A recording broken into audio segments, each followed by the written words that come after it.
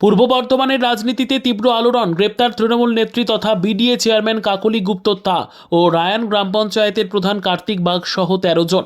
পূর্ব বর্ধমান জেলার রাজনীতিতে নেমে এসেছে প্রবল আলোড়ন।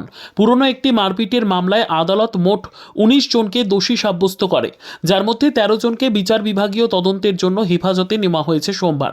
গ্রেপ্তারকৃতদের মধ্যে রয়েছেন বর্ধমান উন্নয়ন সংস্থার চেয়ারপারসন এবং বর্ধমান ১ নম্বর ব্লকের তৃণমূলের সভাপতি কাকলি গুপ্ত তা, বর্ধমান ১ নম্বর ব্লকের যুব সভাপতি মানস ভট্টাচার্য এবং রায়ান ১ নম্বর ব্লকের পঞ্চায়েত প্রধান কার্তিক বাগ সহ আরও অনেকে। এই মামলা শুরু হয় ২০১৭ সালে, যখন পূর্ব বর্ধমানের বর্ধমান ২ ব্লকের বাসিন্দা সন্ধ্যা পাল অভিযোগ করেন যে তার স্বামী দেবু পালকে পাড়াতে বসে থাকার সময় একদল মানুষ হামলা চালিয়ে গুরুতরভাবে জখম করে। তার চোখে আঘাত লাগে বলে অভিযোগ। এই ঘটনার ভিত্তিতে ১৫ জনের বিরুদ্ধে অভিযোগ দায়ের করা হয় এবং মামলাটি আদালতে ওঠে। অভিযুক্তরা জামিনে মুক্তি পান এবং সেই থেকেই ট্রায়াল চলছিল। হঠাৎ করেই ২৪ ও ২৫শে মার্চ আদালত ১৩ জনকে দোষী সাব্যস্ত করে এবং ২ জনকে বেকসুর খালাস ঘোষণা করে। আদালতের নির্দেশে এই ১৩ জনকে বিচার বিভাগীয় তদন্তের জন্য হেফাজতে নেওয়া হয়েছে। আগামীকাল মঙ্গলবার বর্ধমান আদালতে এই মামলার পরবর্তী শুনানি হবে বলে জানা গেছে। এই মামলার সরকারি পক্ষের আইনজীবী হরিদাস মুখোপাধ্যায় জানান, আজকে হয়নি, এই কেসটা আজকে কাস্টডিতে নেওয়া হয়েছে। ১৫ জন আসামি ছিল, তার মধ্যে ১৩ জনকে কাস্টডিতে নিয়েছে, ২ জনকে ছেড়ে দিয়েছে কোর্ট। আসামি কোন পক্ষ মানে কোন সমস্যার জন্য কোন সমস্যায় এদের একটা মারপিটের কেস ছিল। তারিখটা বোধহয় ১৭ সালের মামলা। সেটা আমি বলতে পারবো, গোষ্ঠীদ্বন্দ্ব কি আমি বলতে পারবো না।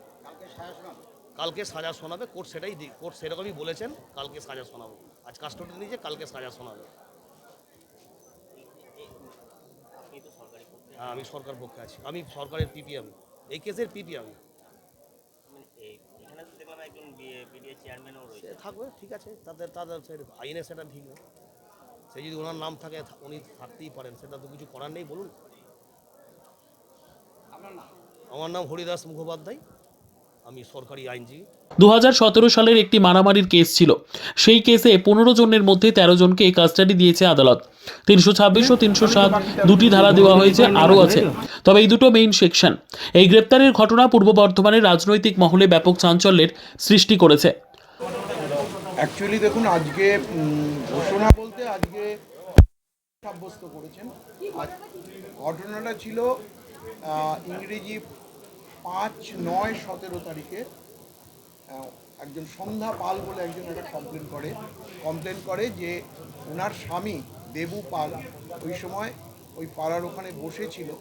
সেই সময় বেশ কিছু লোকজন এসে ওনার স্বামীকে প্রচণ্ডভাবে মারধর করে এবং ওনার স্বামীর চোখে গুরুতর জখম হয় এবং এই হিসেবে ১৫ জনের নাম করেছিল এবং বলেছিল আরও অনেকজন আছে যাদের আমরা চিনিও না, জানিও না। এই কমপ্লেনটা লজ হয়েছিল পরের দিন ৬/৯/১৭-তে এবং তার বেসিসে কেস স্টার্ট হয় এবং পরবর্তীকালে প্রত্যেকে জামিন পায়। জামিন পাওয়ার পরে ট্রায়াল চলছিল। সবথেকে আশ্চর্যের বিষয় যে এখানে এই সন্ধ্যা পালই বলুন, এই দেবু পালই বলুন, তারা এসে তার সাক্ষীতে বলেছে যে দেখুন, ওইটা রাত ছিল, অন্ধকার ছিল, ওই সময় অনেক লোকজন ছিল, মানে কারা আমাকে মেরেছে আমি ঠিক দেখিনি বা বলতে পারবো না। মানে যতজন সাক্ষী দিয়েছে তারা কেউই বলতে পারেনি যে ওই দিন এই ঘটনার সময় কারা ছিল এবং কারা ওই দেবুপালকে মারধর করেছিল। ফলে আমাদের আইনের ভাষায়, মানে আমরা যেটা বলি প্র্যাকটিক্যালি, এটা নো এভিডেন্স, অর্থাৎ কোনো এভিডেন্সই কোর্টের সামনে ডাইরেক্টলি এলো না যেখান থেকে কেউ বলল যে এই যে ১৫ জন ট্রায়াল ফেস করছে তারা কেউ এই ঘটনার মধ্যে যুক্ত বা তারা কোনো অ্যাক্ট করেছে বা তারা মারধর করেছে বা তাদের দ্বারা উনি জখম হয়েছে। উল্লেখযোগ্য বলতে দেখুন, আমাদের সবথেকে বড় হচ্ছে আমাদের যিনি বিডিএর চেয়ারম্যান আছেন, হ্যাঁ, কাকলি গুপ্ত, উনি আছেন, প্লাস আরও কিছু পার্টি মেম্বার আছেন। তারা ওই তো বললাম, আরও কিছু পার্টিরই রয়েছে। পার্টির বলতে এখন একটা ওরা ডাইরেক্টলি কোনো পার্টির নাম করেনি, কিছু এসে বলেছিল, কিন্তু এই মুহূর্তে তারা হয়তো কিছু পলিটিক্যাল পার্টির সঙ্গে যুক্ত আছে। এখন সেটা এই মুহূর্তে তাদেরকে তো স্পেসিফিক্যালি বলা হয়নি, ফলে আমরা ওইভাবে বলতে পারছি না। কিন্তু বিষয়টা একটা পলিটিক্যাল ব্যাপার ছিল। সেই পলিটিক্যাল বিষয়ের ওপরে বেস করেই কেসটা হয়েছিল এবং কিছু লোককে পলিটিক্যালি ফলস ভিক্টিমাইজ করা হয়েছিল। বুঝতেই পারছেন, তা নাহলে এখানে বলছে প্রচুর লোক ছিল, কিন্তু সেই লোকগুলো কারা তারা বলতে পারেনি। ইভিন যাদের নাম এফআইআরে দিয়েছিল তাদেরকেও বলা হয়নি যে তারা কেউ এই ঘটনার সময় ছিল বা মেরেছিল। ভিকটিম নিজেও বলেনি যে আমাকে কে মেরেছে, বা ওনার ওয়াইফ যিনি এফআইআর করেছেন তিনিও বলতে পারেননি যে কে মেরেছে। ফলে যা হওয়ার তাই হয়েছে। এবং এই ঘটনায় যে একটা মানে বাইরে থেকে কোনো কেউ হয়তো এফআইআর নোট করে দিয়ে গিয়েছিল, বলেছিল, এটা থেকেই প্রমাণ হয়। কারণ যে কমপ্লেন করেছে সে নিজে যখন কারোর নাম বলতে পারছে না, তাহলে একটা ঘটনা ঘটেছে সেই সময় থানায় এসে এফআইআর করেছে, প্রচুর লোকজন ছিল, না চাইলে এটা কেউ হয়তো এফআইআরের মধ্যে কারোর নাম ইনসার্ট করেছে।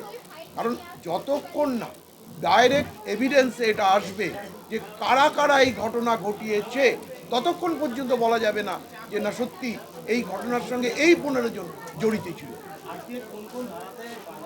না আদালত এখনও ধারা বলেনি, কিন্তু এর মধ্যে মেন দুটো ধারা আছে, যেটা পুরনো আইপিসির 307 অ্যাটেম্প টু মার্ডার আর গ্রিভিয়াস আর 326, এই দুটো ধারা আছে, যেটা খুব সিরিয়াস ধারা আর কি। এছাড়া বাকি তো মানে কমন ইন্টেনশনের গল্পটা আছে। কিন্তু সবথেকে দুঃখের বিষয় যে সেইটাই এখন যতক্ষণ না জাজমেন্টের কপি আমাদের দেয়নি, জাজমেন্টের কপি না পেলে কেন উনি এদেরকে দোষী সাব্যস্ত করলেন, কোন এভিডেন্সের বেসিসে, সেটা তো আমরা তখন বলতে পারবো। কিন্তু এই সাজা দেখুন, আমরা সাজা দিয়েছেন কোর্ট, আমাদেরকে মানতে হবে, উপায় নেই। কিন্তু আমরা মনে করি যে এই সাজা টিকবে না এবং আমরা অনারেবল কোর্টে এর মানে খুব কুইক রিলিফ পাবো। কিন্তু আপাতত তো এই লোকগুলো খুব সমস্যার মধ্যে রইল। কারণ না 13 জনকে দোষী সাব্যস্ত করেছে, 2 জনকে বেকসুর মুক্তি দিয়েছে, কাস্টডি নিয়ে কালকে, আগামীকাল ফার্স্ট ট্র্যাক সেকেন্ড। বিচারকের নাম হচ্ছে আমাদের অরবিন্দ মিশ্রা।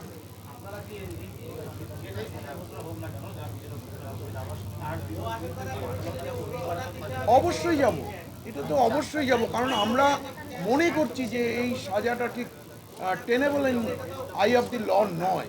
এবার আমরা মনে করছি তা, এবার আমরা আপার কোর্টে গিয়ে এর বিচার চাইব, অবশ্যই বিচার চাইব।